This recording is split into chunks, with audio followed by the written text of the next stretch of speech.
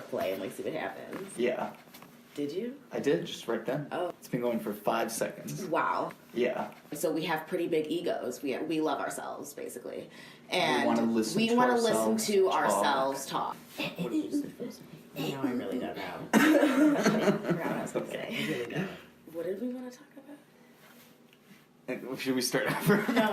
Okay. Do we really know what happened? The brother did it. The brother. That's what I thought too. I mean, that seems like kind of obvious. We're both into like true crimes. Deathy murdery thing. Yeah. Maybe that should be the title. Deathy murdery thing. Could be that. Could be something not that, because that sucks. That's gonna be our theme song. It'll be just a that. silent recording of me going. And it'll be flat. I think I want you to go first this time. Cool. Mine's really cool. Yeah. Mine's crazy. It's like one of those ones where it's like, how did that even happen? You know? Ooh, I'm so excited. It's a mystery murdery thingy. It is a mystery murdery thingy. And that's what we decided to name our podcast. I think it's good. I think it's good too. Because I think I sent you it in a text, right? Yeah, you were just like, I don't even know what it was about, but you said mystery murdery thingy. And I was like, bam, that's the good one. Sounds like a title of a podcast. It works. Yeah. It works. Right. It works. And we talked with my Aunt Susie earlier. She told her crazy story. Yes. Having an encounter with the serial killer. So we will also attach that. Yeah, that will also be part of this. Yeah, so after me and Mario go. And I guess maybe we should try to do that more. I don't know. Whatever. If it I comes just feel up. like She had that story. She had that story, yeah. And she was such a good fit for it. Right. And she had told us about it last Christmas. I know, I had been thinking about it like literally since then. No, me too. To have her record it. Me too. So, no, that's pretty cool. Okay, so the one I'm going to do is about Laetitia Toureaux. Or Laetitia Toureaux, something. It's very French. So and my main sources for this are the 3 ones that I got my info from are Alan Boyle on Listverse, and then user named Helenayo on Reddit. And then I think they mainly took their stuff from I think it was like a book, like an academic book, printed by Old Dominion University by Annette Finley Crosswhite and Gail K. Brunel. Okay. And they did like serious research into this, like death records, and because it's one of those ones where it's like kind of continues to reveal more and the number of people and kind of the whole conspiracy theory possibilities behind it grow and grow. So it's kind of interesting. Okay, so here's the basic story. Laetitia Toureaux, who was a young woman living in Paris this is in the late 30s. This is May of 1937. So she boards a metro at the Porte de Charenton station in Paris at 6:27 p.m. She's the only person in the carriage when she gets in there. It was like a taxi service? No, it's like a train. You know, like a interstate, like the L in Chicago, right?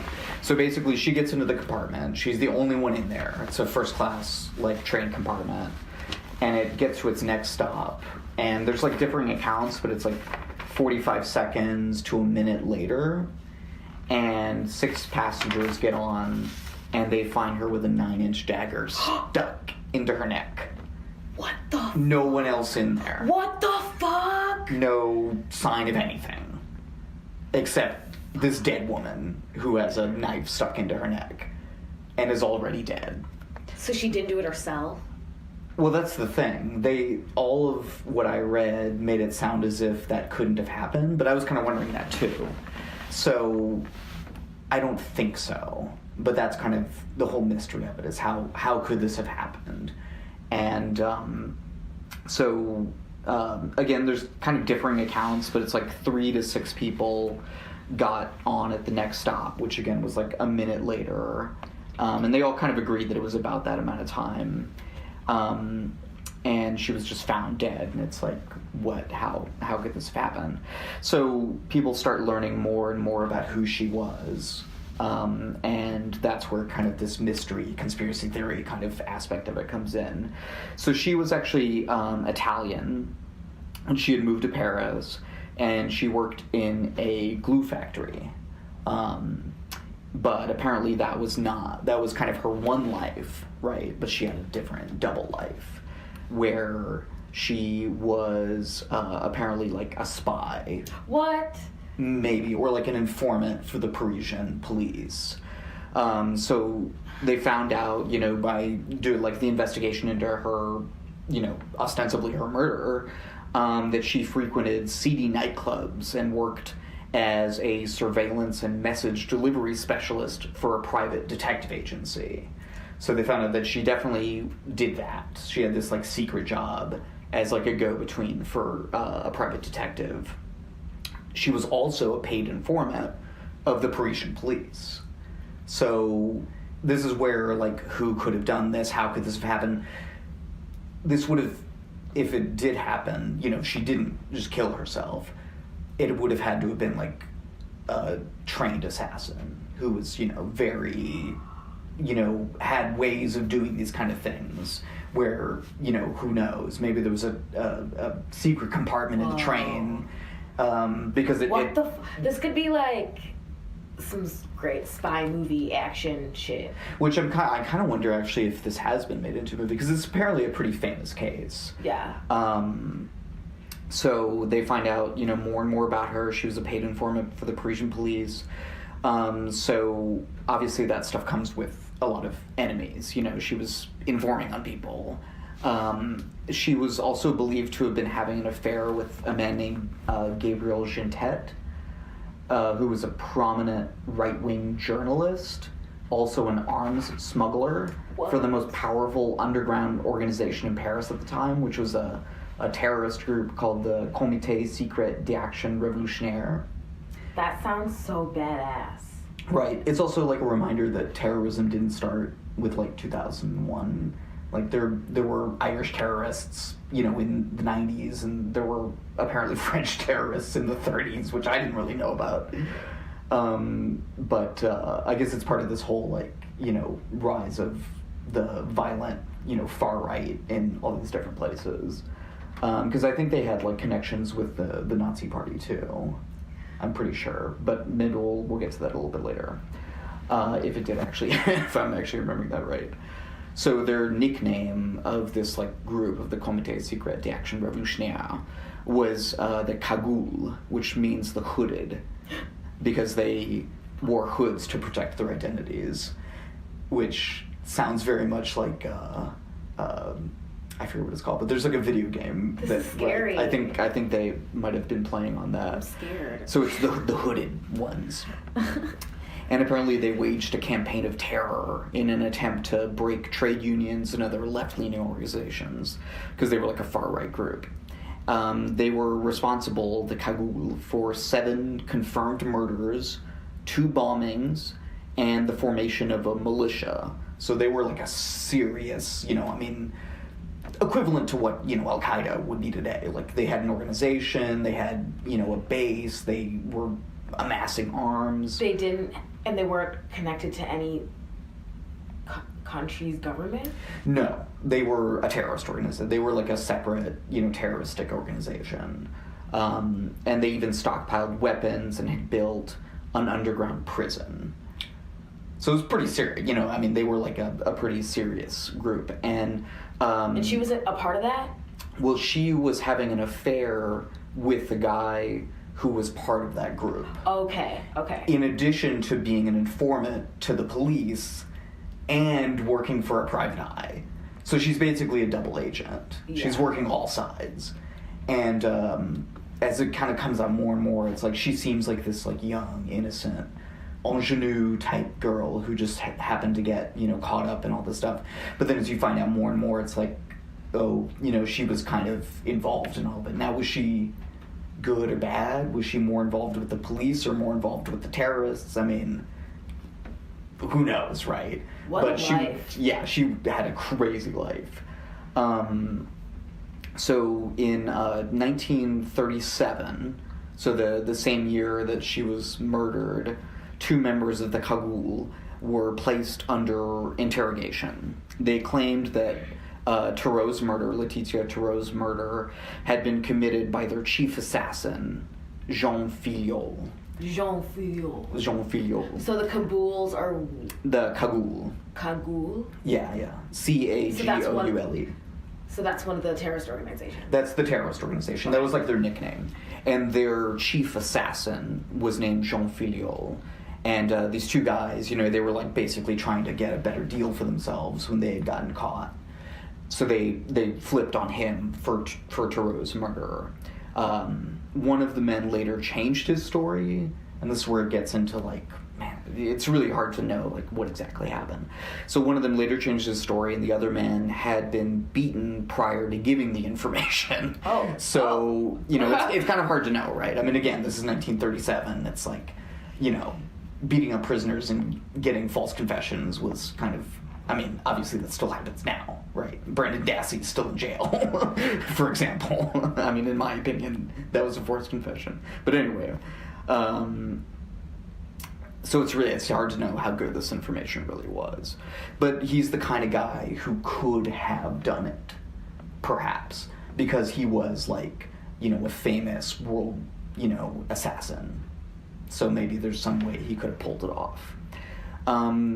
In World War II, the investigation, got basically cut off because, the war was happening. They were invaded by the Germans, like stuff wasn't really functioning in the way that it was beforehand. So that's part of also why we'll never really know what happened, because they didn't get to keep going with the investigation. And by the mid-40s, Filiol had fled to Spain, so they weren't able to, interrogate him or anything. There are other rumors that Toureau was killed because she knew too much about a plot involving Mussolini, who was the, I don't know what prime minister or whatever it would have been, but, the connected to Hitler and all that stuff, ruler of Italy at the time. The dagger in the neck technique was apparently popular with professional assassins from Italy. So they think it could have been maybe kind of a calling card. She was, again, if you remember, from Italy originally. Yeah. So, again, we don't really know, but that's another kind of piece of the puzzle, right? But by the time police were in a position to resume the investigation, 1946 or something, almost 10 years after it had happened, there was just, not a lot to go on. Too many, obstacles to really uncover the truth in any, way that we could really be sure of. But it's like a really mysterious, murder that's still capturing people's imaginations. There's gotta be a movie. I would think so, right? I did not find out. I probably could have found out. Was that not the first thing you thought of? That was the first thing I thought of. No, the first thing I thought of was like, is this real? But it seems like it was, because again, there was an academic book written about it where these 2 women did like serious academic research. So some of those details, like the fact that she was the only one in the compartment, the fact that it was only a minute later, those seemed like they were confirmed by those as well. One other weird thing is that French police have a seal on the files for the case until 2038. What? Yeah, until 101 years basically after it happened. Why?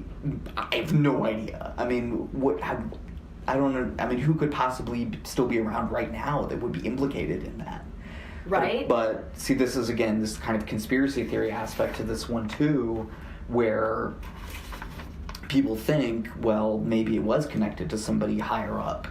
Maybe, in the police, and maybe their descendants still holds, a lot of power, and they don't want things to come out. So there's a lot of, kind of stuff that you can have fun kind of playing around with that as well. I think that was pretty much it. Yeah, so it's, just kind of this crazy thing. 101 years rather, and are not due to be released until 2038. This is from a review of that book that I was talking about. Apparently, the two women who wrote the book acquired legal derogations and gained access to many of the files, but only after signing a document in which they promised to never compromise the names of leading French families. And some of the documents also were just gone, with no explanation, when they were going through these files.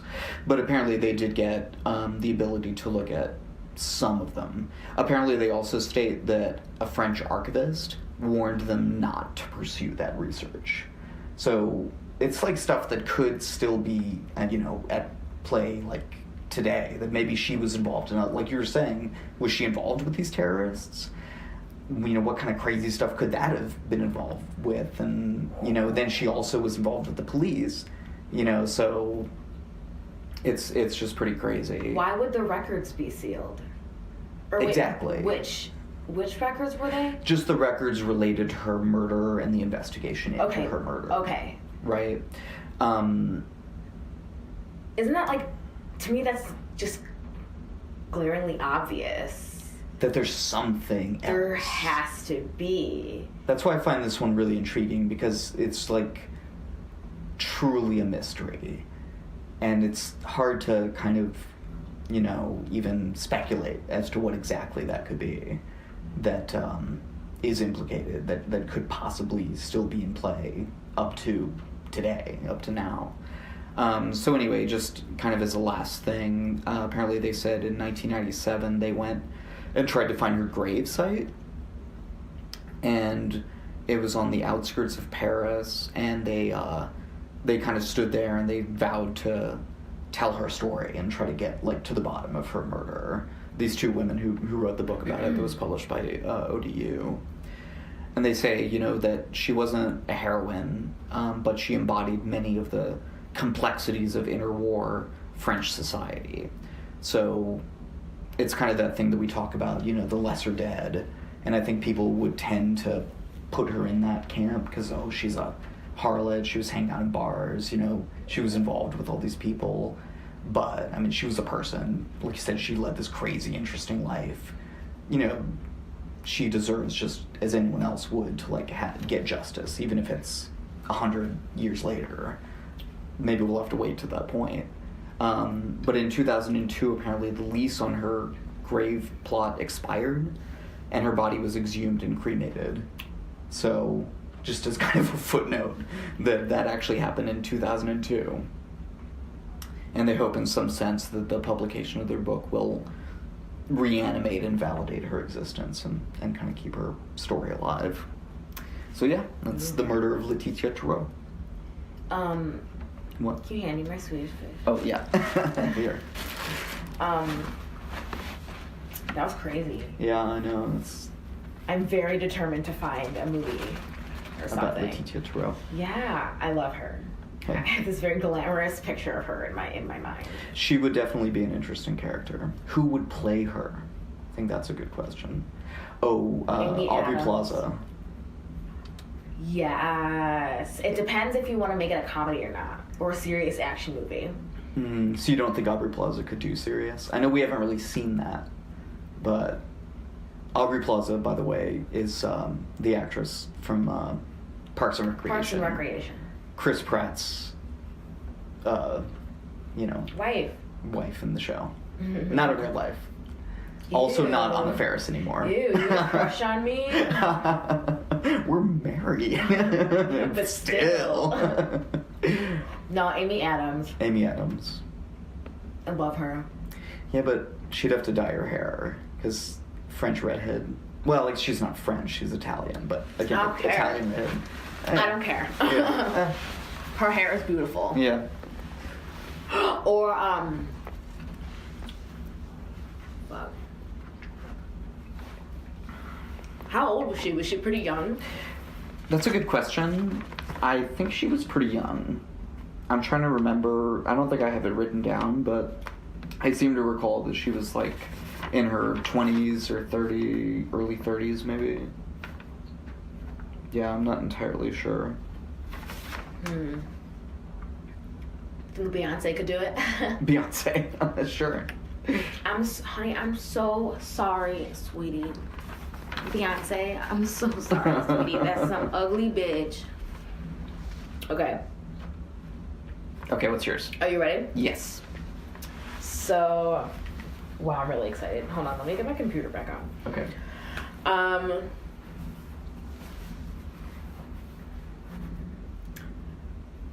So mine is titled the 2009 Taconic Parkway Crash. Okay, so I'll start off by saying it's a little confusing, and that's why it's why it's so interesting. Mm-hmm. And the timeline isn't really certain or consistent, but I tried to put it together the best I could. Okay. So Diane Schuler, 36, was a mother of two, a daughter and a son. On June 26th of 2009, she left the Hunter Lake campground in Parksville, New York in her brother's car. Her brother's car was a red Ford Windstar, so it was just a red minivan. Her husband took a separate car. He took the dog and a separate car away from the campground. And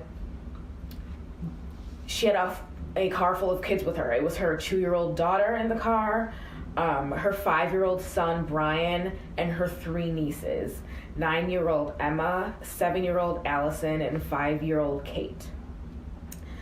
And then, so this huge crash happens. She ended up going 85 miles an hour down the wrong side of the highway, and she crashed head on into another car, and all those three men in the other car died. Okay. 8 people died in this crash. Oh my God. 8 people. So it was 2 cars. And half of them were kids. Or you said 3 cars. 2 cars. Just 2 cars. Okay. 2 cars. Wow. And in the documentary where I got a lot of my information, it's called Something's Wrong with Aunt Diane. It was so good. So the mystery here is, did she do it on purpose, or was this an accident? The mystery is... Okay, just let me keep reading. Okay. Sorry. Yeah, keep going. So there was something wrong with her, but no one knew what it was. So the last time her brother, Warren Hens, heard her was when she called him at around 11:30 that morning to talk about the traffic. This is before they left the campground. 15 minutes after she hung up, she pulled over. It was a busy highway, so a lot of these details are done by witnesses who were there that day. And there were witnesses saying that they saw her double over as if she was throwing up. And then after that, she stopped at a McDonald's and then a gas station. And the cameras at the gas station show her trying to buy pain relief medicine, possibly for her tooth pain, which we'll talk about later. But the gas station didn't have any, so she was just in and out. And so they're driving home after this camping trip. Diane supposedly pulls over, witness see her killing, blah blah blah, and then after this, the brother Warren gets a call from his daughter. So one of the nieces who's in the car, who's in the car, yes. She says that Diane is having trouble speaking and seeing clearly. Warren tells them to get help and to stay where they are so he could come by and pick them up. But she continued to drive. So here's the kicker. By 1:30, 2 drivers had called 911 to report a minivan driving the wrong way on the one-way Taconic Parkway. About 5 minutes later, the minivan collided head-on with an SUV. At the time of the crash, Diane had been driving 85 miles an hour. Diane, her daughter, and 2 of her nieces were found dead at the scene, as well as 3 men who were in the silver Chevy Trailblazer SUV. 81-year-old Michael Bastardi, his 49-year-old son Guy Bastardi, and their best friend, 74-year-old Dan Longo. So Diane's son and her other niece were rushed to the hospital, where the niece died later that day. And so the only survivor was Diane's 5-year-old son named Brian. He ended up suffering severe brain damage, and he's ultimately okay, but he has trouble seeing out of one of his eyes and seeing and identifying things in pictures and stuff like that. So does he remember it happening? Was he able to tell them anything about what had happened? This is what he said. This is all they could get from him. Okay, yes, everybody. The only way he could describe what happened was, Mommy's head hurt. Mommy couldn't see. And then I went flying like Superman. And he was 5 years old. He was 5. Wow. 5 years old. So, all those deaths. And then Diane's autopsy revealed, this is the like jarring thing that we'll talk. Sorry. Okay. Diane's autopsy revealed a blood alcohol content of 0.19. Oh my God. Double the legal limit. Right. More than double the legal limit. And traces of THC in her system. This is the part that the grieving family refuses to believe. And that's why it's so sad.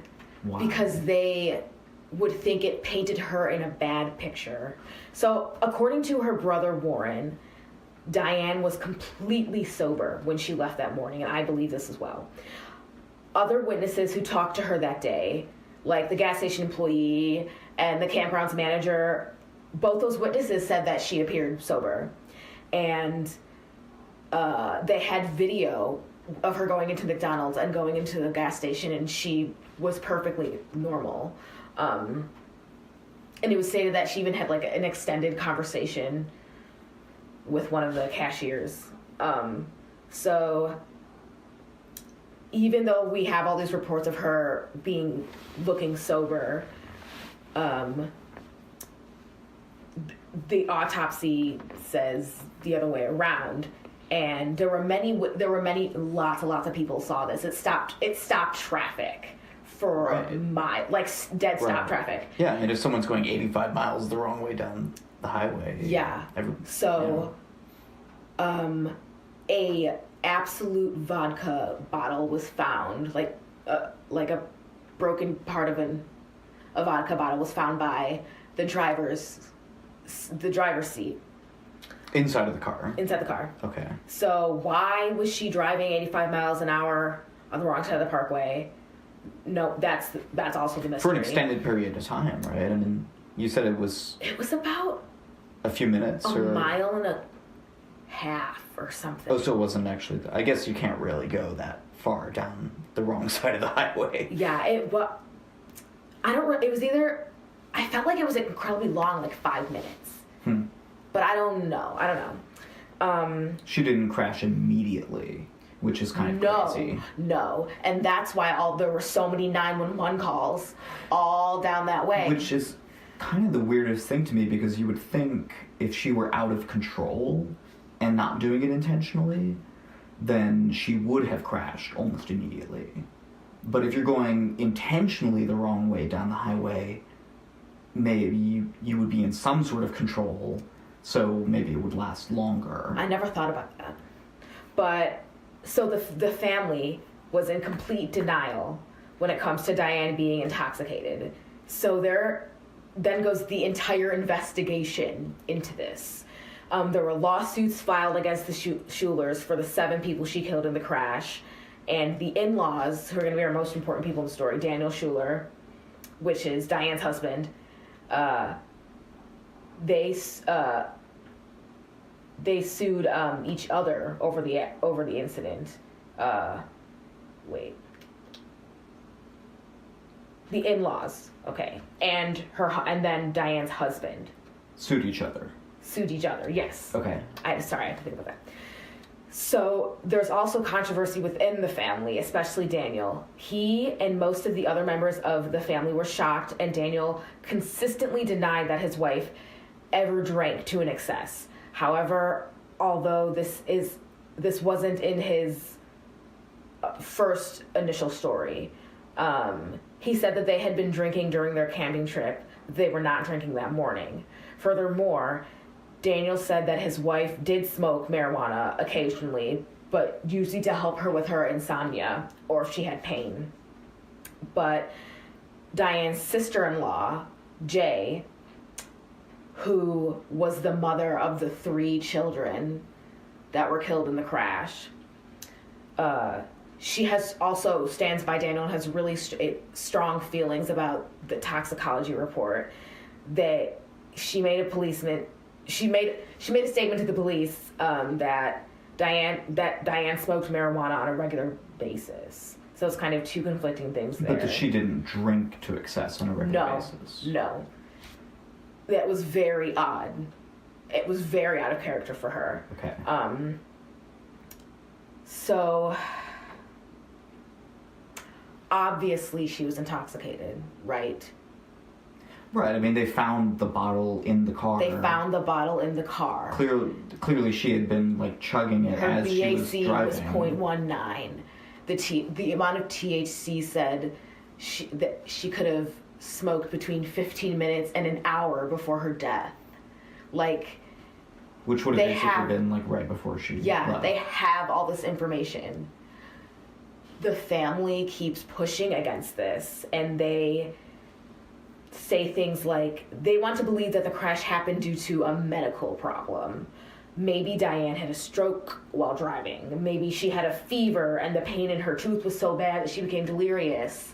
And so that's where this whole investigation is, and that it's, in my opinion, obvious that she was intoxicated, but the family doesn't want to paint her that way, and that's why it's so sad.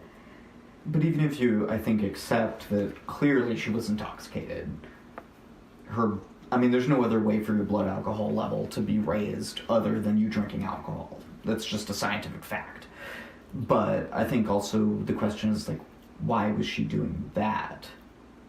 I mean, if she wasn't known to drink to excess regularly or to do things like this. Exactly. What made her do that? And the little boy did say that, right, he said her head hurt, she couldn't see right. Yeah. I'm assuming that's the kernel that they're kind of basing that on. As well as the daughter who called Warren, the brother, and was like, she's not feeling well. She's not, can you come get us? But the post-mortem, I'm assuming, didn't find an aneurysm or a tumor or anything of that nature. Nope.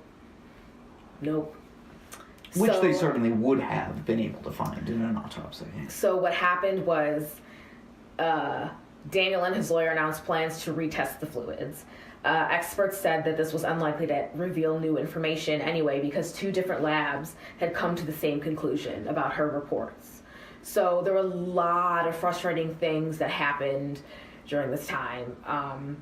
And Daniel and Jay were the driving force behind hiring a private investigator to look into the incident. Jay being the mother of the 3 children who were killed. Which is so insane. Which isn't crazy. Diane's sister-in-law. And really makes me believe them when they say that this is out of character for her. And it's... I mean, if your children were killed, I mean, I understand that maybe it's just because you can't accept that couldn't have been some sort of crazy... but you would think that if there were any indication that it was her fault, that she would have, been on that side. I don't think it was her fault. Right. I think it happened. Obviously, she was intoxicated, but they even deny that. Right. So, okay. So they were the driving force behind hiring a private investigator to look into this. they spent thousands of dollars on an investigator named Tom Ruskin. They mainly got the money after HBO contacted them and asked to do a documentary on their story. The one that you watched. Something's Wrong with Aunt Diane, yeah. And their ultimate goal with this private investigator was to retest the specimen, retest the fluids. They wanted to retest the DNA as well to make sure that it matched. However, the family never got those reports. Like, they did all of these things to get the report, and they never got them. They chose not to get them. No. They couldn't contact the lawyer. Oh. The private investigator, Tom Ruskin hadn't been heard from, and he wasn't answering calls. So sometime later, HBO contacted the lab for them. HBO got access to it. And they asked for Diane's fluids to be tested. But the medical center said that the results had already been these results had already been sent to another lab 9 months earlier by Tom Ruskin. So he did send off the DNA. He did send off to get it tested. And then he just. But there was some disconnect, and then they couldn't contact him at all. So HBO also helps Jay and Daniel obtain medical records that they struggled to find themselves, which was, they look at her dental records and they find that Diane had an abscess on the tooth. So both members of the family stated that Diane had lately been rubbing the side of her face, but she told people that she was fine. And she was one of those, that was the type of person she was. She was private, personally. It would always, I'm fine. But the death was officially ruled a homicide because the victims were killed due to her negligent driving. Was it intentional? What? Right. And I believe it wasn't. So the Bastardis were, of course, they were furious and hurt that Daniel continued to deny his wife's intoxication. The Bastardis were there were three people. No, the Bastardis are the three people in the other car that died. Oh, right. So two of the Bastardis, a father and son, and then their friend. David Long, or Don Long, or something like that. Right. Longo. David Longo. Dan Longo? But whatever. Mr. Longo. So did they sue them as well? Yeah. Just kind of everybody suing everybody. Yes. In this situation. Diane's brother was sued by a sister who had lost three daughters due to the crash. Daniel sued the state of New York for not keeping the roads safe, and also sued Warren Hans, who's Diane's brother. None of these suits ever went anywhere, I'm assuming. Yeah, because he was the owner of the car. So the Bastardis filed a lawsuit against Diane and her brother, seeking charges for wanton, willful, and reckless conduct. So basically, everybody's grieving and, like you said, suing each other. Mm-hmm. And by 2014, all the lawsuits by both parties were either settled or dropped. So here's the two theories. The obvious one that I feel the Schulers can't bring themselves to believe is that Diane was drunk and high, hence the reason for the erratic driving. Why she was intoxicated, who knows? I think it's possible that her tooth hurt so bad it was driving her nuts and she needed relief, and she had that thing right there. And the moment she had was weed, and this wasn't the first time she would do something like this for pain. She was basically self-medicating and it went awry. Yeah. I agree. She saw the alcohol in the car and she started drinking that too. So at this point she wasn't even thinking clearly because she's in so much pain. And then they talked about the idea of delirium, and that's what all of this developed into. Interesting. I could definitely see that. I mean, if you have an abscess and you're tooth pain is some of the most intense pain possible. I've heard. I had a comparative to childbirth or getting shot with a shotgun in the knees, or really the most intense kinds of pains that it's possible to feel. Yeah, I had a dry socket in when I got my wisdom teeth taken out, and it was the most pain I've ever been in my entire life, like to this day. Yeah, when I had my right before I had my root canal, that was definitely the most intense pain I've ever felt. I had to spend a whole weekend with that. And yeah, I could, if you let that go on for weeks or months or something, I mean, they don't really know how long it was going on, right, with her. I mean, if it had abscessed, it must have been developing for at least a while. Yeah, and she was always, like, dismissive of these types of things. She wasn't prone to go seek medical attention, so I could definitely see that. Yeah, so another theory is that Diane actually did have something else going on medically, like perhaps the abscessed tooth had something to do with it. Right. Some kind of attack. Jay and Daniel tried to justify and say that she could have had a stroke or another medical reaction to something, but they got one of the most respected medical examiners in the nation to come in to talk to them. I don't have his name written here. I forgot his name. Mm-hmm. And he was looking at these results, and he said, "I wish you peace. I hope you find peace," because he couldn't say to them, like,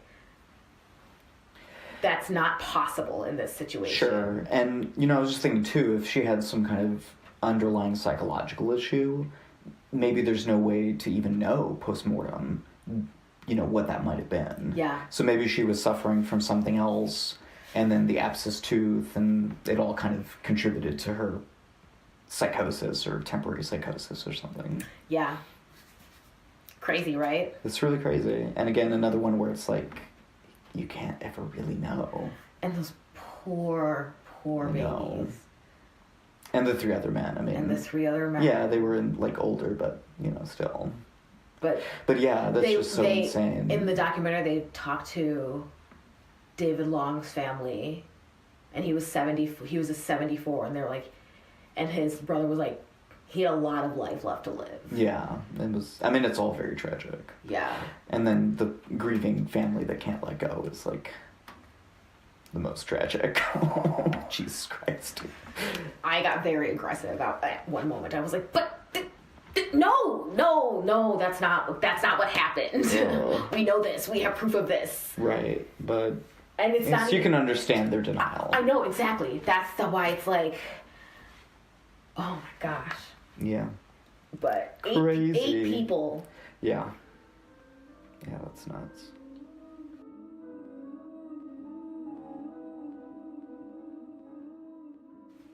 Okay, we're recording. Okay, so you have a story for us. Yes, it's a rather spooky story, but it's true. It's very good. And this was back in the 1977. 77, okay. Mm-hmm. My ex-husband and I were living in Florida along the Gold Coast. He had a job working as a carpenter with a small construction company owned by a gentleman named Chris. And we got to know them pretty well. Him and his wife, well, we thought it was his wife. We even went to their house to visit, and she raised show dogs. He was very personable, very charming. So we felt like we knew him pretty well. My ex worked for him for about 6 months, making good money. I was a stay-at-home wife, and he'd go to work. Well, Chris was going to open a little cafe near Boca Raton, and asked my husband if I'd like to work there as a hostess. So we went to the little cafe. They were just building it. We were discussing the particulars of the job, that I'd be a hostess, and it was really a upper end place. Mm-hmm. So he was wondering if I had any nice clothes, because, you know, back in the 70s we were hippies. I just wore t-shirt and jeans all the time. Mm-hmm. And so we said, yeah, you know, I had some nice things I could wear. And he suggested that he will come by our place sometime and check out my wardrobe. Now, I was 19 at the time and very naive, and we knew him very well, we thought. So, yeah. Okay, yeah, come on over sometime. Well, about a week or so went by, and one day my ex was sent to work at a location much further away than he normally worked. Which was up to Chris, right? Yeah. Where he worked. Yeah, Chris sent him to work at another location further away. We didn't think anything of it. It's just a normal day. And during the day, there was a knock at the door, so I went to answer, and it was Chris. Of course, he knew that my ex was gone further away, and very pleasant. Hi, just came to visit. I said I wanted to check your wardrobe out, so I thought I'd come by, and I said, sure, come on in, you know. We were living in a little mobile home, living room at one end, and then the hallway down the side of the trailer with the bathroom and the bedroom at the end. And he says, well, yeah, I'll come by to check out your wardrobe. What kind of nice clothes do you have? And so I went to my bedroom and I got a couple of outfits. One was a real cute, you know, little black dress, halter with ruffle around the neck. And he says, well, what would that look like on? Now I'm 19 and very naive, newly married, and we knew him. Right. So I said, well, I'll go put it on. So I went to my room and I put it on, came back to the living room, and he's still sitting there. And he asks, well, what would you do if you had to wear something without a bra? And at that moment, I snapped. Okay, I don't know exactly what I said, but it was more or less, don't you worry about it. I can take care of it. Mm-hmm. And he was sitting on the sofa across the room from the door, and I was standing between him and the door. And when I said that, his attitude and demeanor changed dramatically. Got very silent. Then he stood up and walked past me, mumbling to himself, can't do it. I just can't do it. Rico's just too good a worker, and I can't lose him. I can't do it. And he left. It was shortly after that we decided to move, and my ex quit the job. Everything was fine, you know, as far as the job and Chris and all. So left the job and we moved to Houston. We went back to Florida a year or so later to visit family, and a brother-in-law over there was also in construction, and he asked us, well, did you hear about Chris? What happened? No, we don't know. What happened? He says, well, they're calling him the pizza man. Supposedly he's going into malls and getting young girls to talk to him, telling them that he's a photographer and he can get them modeling gigs. Classic. Mm-hmm. And then he would put something on the pizza he bought them that would knock them out, and then he would rape them. He would buy them pizza and then... oh my God. Oh my God. Mm-hmm. Mm-hmm. And so we're freaking out. It's like, oh my God, you know, you used to work for this guy. That's horrible. So vacation is over. We go back to Houston. A year or so later, I'm listening to the radio and I start hearing his name. Chris Wilder. Chris Wilder is on the FBI 10 Most Wanted list. They're looking for him for abduction, torture, and murder of women. And on the radio, I didn't quite snap. The name didn't really, you know, snap with me. And then it came across the TV. FBI, 10 Most Wanted. They're looking for Chris Wilder. It was an active manhunt.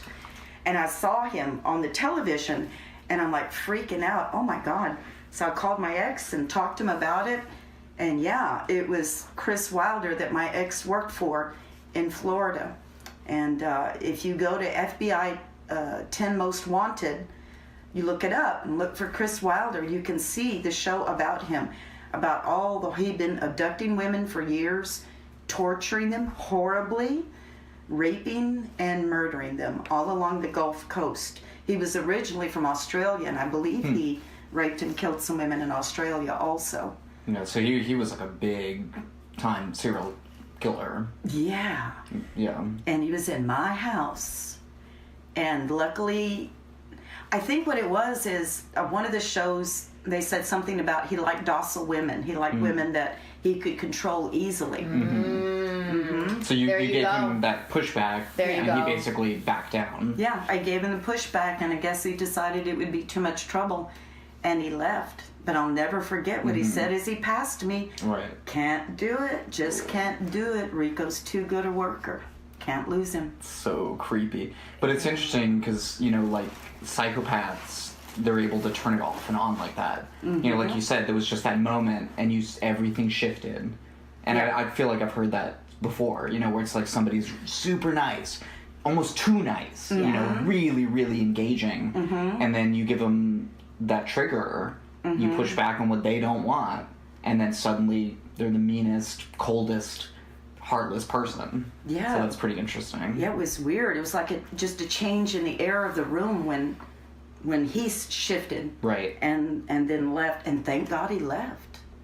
Right. Right, because I mean, it was just the two of you there. Yeah. So did you end up working at the restaurant? No, we left about 2 weeks after that. Oh, so you left like really recently. Okay. Yeah, Okay. yeah. Yeah. We moved to Houston then. Right. And Houston is where I saw him on TV, and it's like, oh my God, that's the guy you worked for. And then they caught him, right? He ended up going to jail, or no, what No. ended up actually He was at the happening? I border, forget. right? He was headed to the Canadian border. Right. There was a young girl, about 16, he had abducted, I think 2 or 3 weeks previously, who was helping him. She was, what do they call that? Stockholm syndrome. Oh, Stockholm syndrome. Yeah. Yeah, that he had convinced her to help him abduct other women. And towards the end, I guess he fell in love with her. He gave her airplane tickets and sent her back home to her mother. And that's how they knew what he was driving. She told him, and they started looking for him. He was headed for the Canadian border. FBI agents spotted him and approached him at a gas station. He reached into his car, and the FBI agent kind of jumped on his back to try to stop him. He took his gun and shot himself in the chest, and the bullet went through him and into the FBI agent. The FBI agent didn't die, but he did. Wow. Yeah. My goodness. Isn't that creepy? It's so creepy. Yeah. Oh. So if you're young and naive, do not be too trusting. And Stay sexy, don't get murdered. That's the tagline from the murder podcast that we like to listen to. Yeah. oh wow, yeah. But they've told stories like that too, where they were even like younger, and the guy, would be like, "Oh, I'm a photographer. Oh, you could be a model. Come meet me out in this, whatever location out in the middle of nowhere.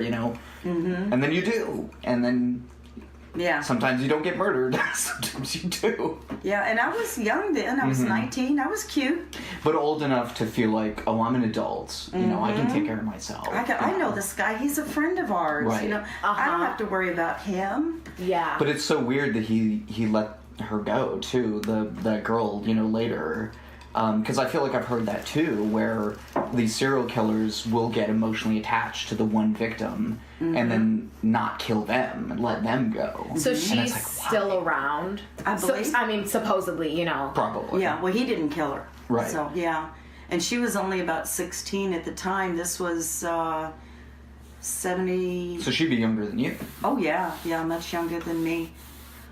George was around, so that was 83. I think it was around 83, but I could be wrong on the date.